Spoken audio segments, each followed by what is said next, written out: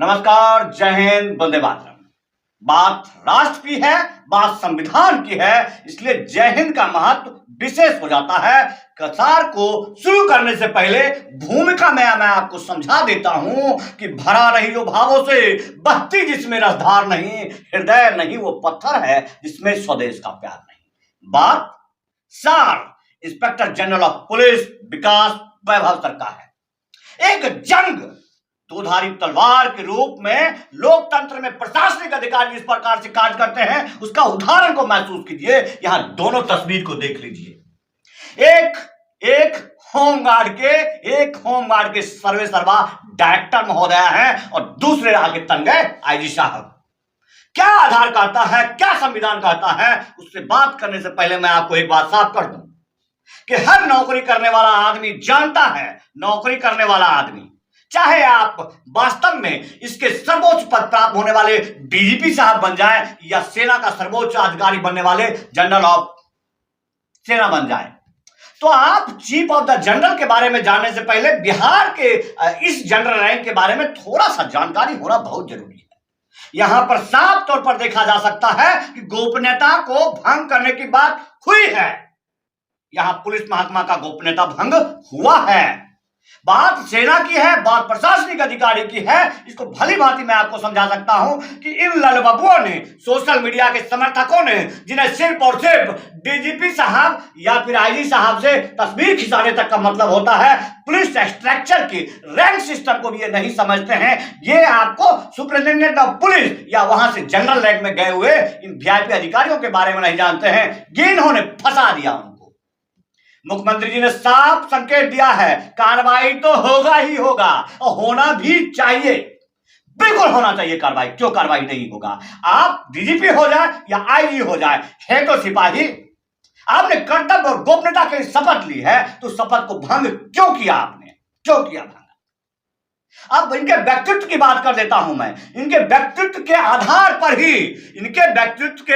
पर ही विधायक संजीव कुमार जैसा आदमी ऐसा कमेंट करता है कि यूपीएससी रैंक के अधिकारी को कहता है कि वो बाहर से हैं, वो भीतर से हैं। ये इनका सोच विचार है। जबकि आपको पता होना चाहिए ऐसे ऐसे विधायक सिपाही का कमीशन नहीं ले सकते हैं। ये अशोक स्तंभ सर पर सजता है, उस व्यक्ति में क्या काबिलियत होनी चाहिए और क्या जांच होता है, इनको नहीं पता है ये बात। अरे सेना में जाने वाला एक आदमी जो किसी भी तबके का हो, सुबह 4 बजे हिरण के बापी पगडंडियों पर भागता है साहेब, पूरा 4 बजे। और जब उस मेडिकल में ना उसको बोलता है जरा दिखाओ, तो खास खास कर दिखाता है। 30 साल के बाद, 30 साल के कड़ी मेहनत और अपनी कर्तव्य निष्ठा के बदौलत इनको वो स्टार मिलता है, उन गाड़ियों में स्टार मिलता है। ये वीआईपी कोटे में जाते हैं, जहां से आप वीआईपी रैंक की शुरुआत होती है, जहां पहला आपको सुनने को मिलता है डीआईजी साहब आ रहे हैं, डीआईजी साहब आ रहे हैं। कभी जानने का प्रयास किया आपने कि deputy inspector general of police की गोपनीयता क्या है, उनका विचार क्या है, उनका व्यवहार क्या है, संवैधानिक रूप से इस प्रशासनिक अधिकारी के लिए कितना प्रोटोकॉल बनाया गया है? नहीं जानने का प्रयास किया आपने। यही खामी है कि जब समाज में प्रशासनिक अधिकारियों और सोसाइटी के बीच इन लबुओं ललबबुओं को फोटो खिंचाने के लिए तस्वीर बना करके आप सोसाइटी को बर्बाद करते हैं। ऐसे ऐसे आदमी को मौका दे देते हैं जो कि प्रशासनिक खेमे में रहते हुए भी नेता बन जाते हैं और कुछ भी करते हैं। सैकड़ों लोगों पर मुकदमा करवाते हैं, किसी को गाली दिलवाते हैं। मैं बात प्रवक्ता की मिला रहा हूं, और वो उनके रिश्तेदार होते हैं जिनके ऊपर कार्रवाई क्यों नहीं होनी चाहिए।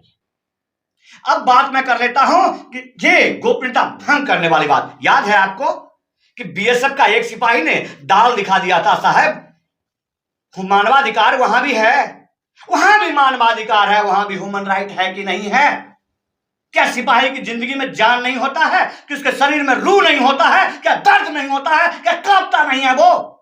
आपने बर्खास्त कर दिया था, मिनट नहीं लगाए थे बर्खास्त कर दिया था। तो आज उसी सिपाही, उसी वर्दीधारी के ऊपर कार्रवाई क्यों नहीं बिहार सरकार अविलंब इनको निलंबित कर देता है? सिर्फ सो कॉज की जरूरत है यहां पर।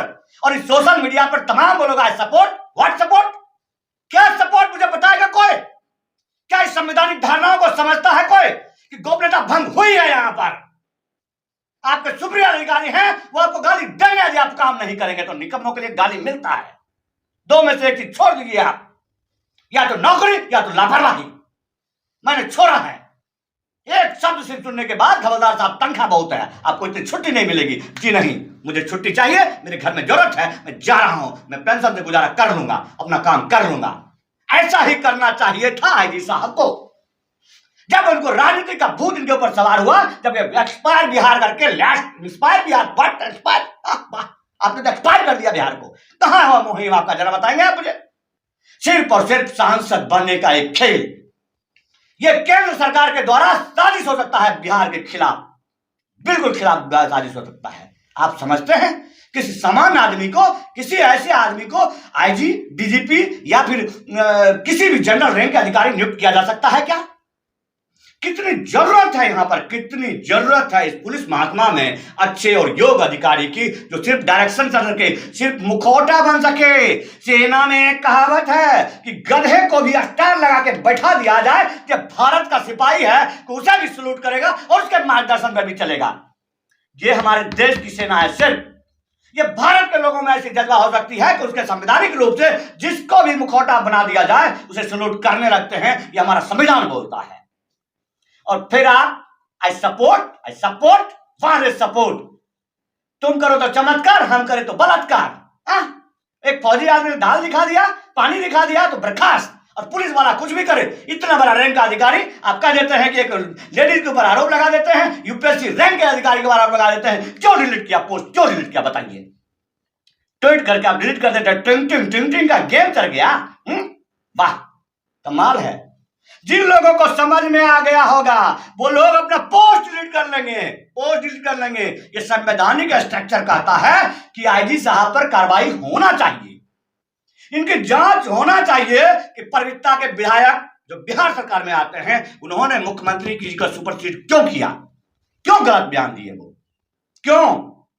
जब मुख्यमंत्री जी मान रहे हैं और नियम कर रहा है, संवैधानिक रूप से कर रहा है, इनके ऊपर कार्रवाई होना चाहिए। कोर्ट ऑफ इंक्वायरी बैठनी चाहिए। कोर्ट ऑफ इंक्वायरी में हमारे जैसे एक सिपाही को बिठा लो, एक सिपाही को दूध का दूध, पानी का पानी नहीं कर दिया तो बता देना। और कैसे होता है कोर्ट मार्शल वो हम बता देंगे आपको। पता नहीं सोसाइटी को बर्बाद करने वाले ऐसे पुलिस महकमा, ऐसे पुलिस अधिकारियों से भरा पड़ा है। क्या करते हैं हम? आप पुलिस 10-10 रुपया वसूलती है, उसको ही टोकते हैं ना। हम आपका कुछ लेते हैं, आपसे वसूला जाता है। मेरा क्या जाता है बताइए? और फिर हमारे ऊपर आरोप लगाते हैं आप। वाह रे वाह।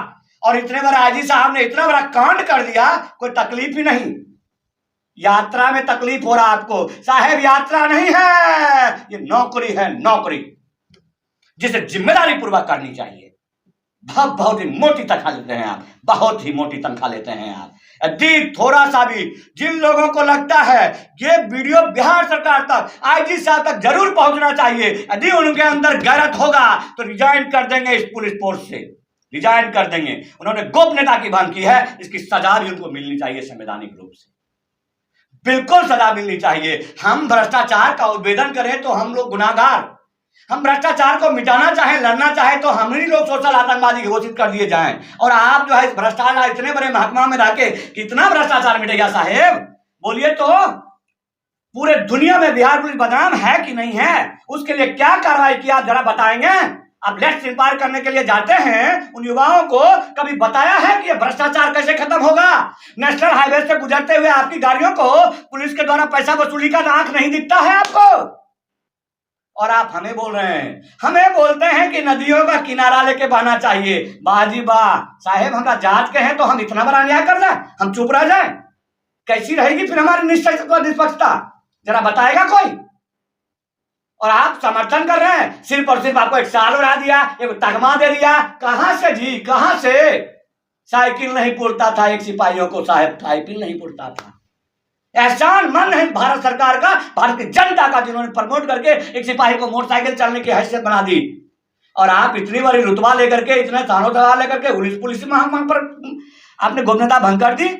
हद है साहब, हद है, हद है। आप इस बिहार को सुधरने दीजिए, इस रिश्तेदारी भाई भतीजा बात के प्रथा को खत्म कीजिए, इस बिहार को सुधारिए, भ्रष्टाचार मुक्त बिहार बनाइए, जिसमें आप जैसे अधिकारियों की सख्त आवश्यकता थी। आप नहीं, आपके जैसे दर्जनों डीजीपी रैंक के अधिकारी इस बिहार के लिए काम कर रहे हैं। संतोष राजसे से एकदम छोटे से जो सिपाही की नौकरी से मात्र हवलदार, नॉन कमीशन अफसर, वहां तक का रैंक का नौकरी के आदमी से मिलते हैं, इज्जत के साथ दिल की बात करते हैं और तक से बात करते हैं इस करप्शन को कैसे खत्म किया जाए। लेकिन आपके जैसे लोग सिर्फ भ्रष्ट और एनजीओ वाले उनसे मिलते हैं जिन्होंने भिखारी से भी भिखारी का तगमा लिया हुआ है। ये एनजीओ नहीं, भिखारियों का अड्डा है जो कि वो सफेद कॉलर के अंदर लूट का कारोबार करते हैं और उनसे मिलकर आप सांसद बनना चाहते हैं। हद है, हद है। हम आपका समर्थन कहियो नहीं करेंगे, कहियो नहीं करेंगे। बिहार के जनता जिनको समझ आ रहा होगा वो इस चीज का उद्भेदन कीजिए